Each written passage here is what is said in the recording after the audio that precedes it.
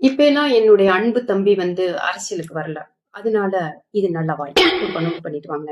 அன்பு தம்பி இளைய தளபதி விஜய் அவர்கள் அவரைப் போலவே, சத்யராஜ் அவர்களைப் போலவே, மரியாதைக்குரிய கமலஹாசன் அவர்களைப் போலவே இந்த மனித பாங்கு, இந்த சமூகத்தின் மேலே பற்று இருக்குது. அவங்களுக்கு இல்லாத ஏழைகளுக்கு அவர் அள்ளி அள்ளி கொடுக்கிறார். அவருடைய கல்யாண மண்டபத்தை கடந்து தான் நான் என் வீட்டுக்கு செல்லுவேன்.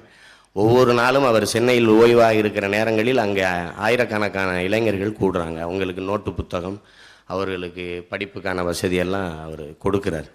அப்புறம் இன்னும் ஒரு நல்ல பழக்கம் அவர்கிட்ட இருக்குது. ஏதாவது ஒவ்வொரு பண்டிகை காலங்களிலும் ஏதாவது ஒரு கிராமத்தை தேர்வு செய்து அங்கே மக்களை போய் நேரடியாக சந்திக்கிற பழக்கம். மக்களை சந்தித்து மக்களிடமிருந்து வாழ்க்கையை, அந்த முறையை படிக்காத எந்த கலைஞனும் ஜீவிக்க முடியாது, வாழ முடியாது. ஒரு 4 சுவத்துக்குள்ள உட்காந்து கதையை கற்பனை செஞ்சு நடித்து ஒன்றும் பண்ண முடியாது. அந்த ஒரு நல்ல பழக்கம், அந்த பண்புக்கு நான் உங்களை தலைவணங்குறேன், உங்களை வாழ்த்துறேன். எனக்கெல்லாம் ஒரு தனிப்பட்ட முறையில் உங்கள் மீது ஒரு பற்றும் ஒரு பிரியமும் ஒரு பாசம் உண்டு. அது ஏன்னா, திரையுலகம் தோன்றி இந்த நாட்டிற்கு 75-80 ஆண்டுகள் ஆகுது. எங்களில் முதலாக ஒருத்தர் சூப்பர் ஸ்டாராக இருக்கிறது நீங்கள் தான்.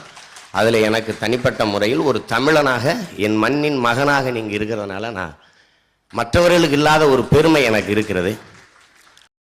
பார்த்துருப்பீங்கல்ல, இப்ப அரசியலுக்கு தம்பி வந்துட்டாரு. அதனால இப்ப கொஞ்சம் போட்டி அதிகமாயிடுச்சு. ஆனா விஷயம் என்னன்னா, போட்டியில ராஜா இவங்களெல்லாம் சேர்க்கவே இல்லை. அவரோட போட்டி வேற விதமா இருக்கு, வேற கட்சியோட இருக்கு.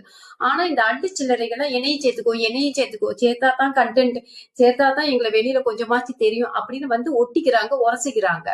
அதனால இது நாடகம். அவன் தம்பி, நான் என்னுடைய உச்சத்தை விட்டு நான் அவ்வளவு வருமானத்தை விட்டு வானுவ வீட்டு வாசல எவன்டா நின்னா? உன் வாட்ச்மேன் கூட நிக்கலையடா. ஏண்டா இந்த மாதிரி போய் கலையிற? சேவை செய்ய வந்தா சேவை செய். நான் அடைக்கலம் தெரியவில்லை, படைக்கலத்தோடு. யாரும் வான் உன்னை கூப்பிடல. எதுக்கு வர?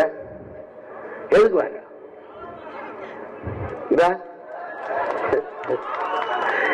என்னுடைய அன்பு சகோதரன் அஜித்தும் ஐயா ரஜினிகாந்த் அவரும் தங்களுடைய புகழை வியாபாரம் செய்ய விரும்பவில்லை.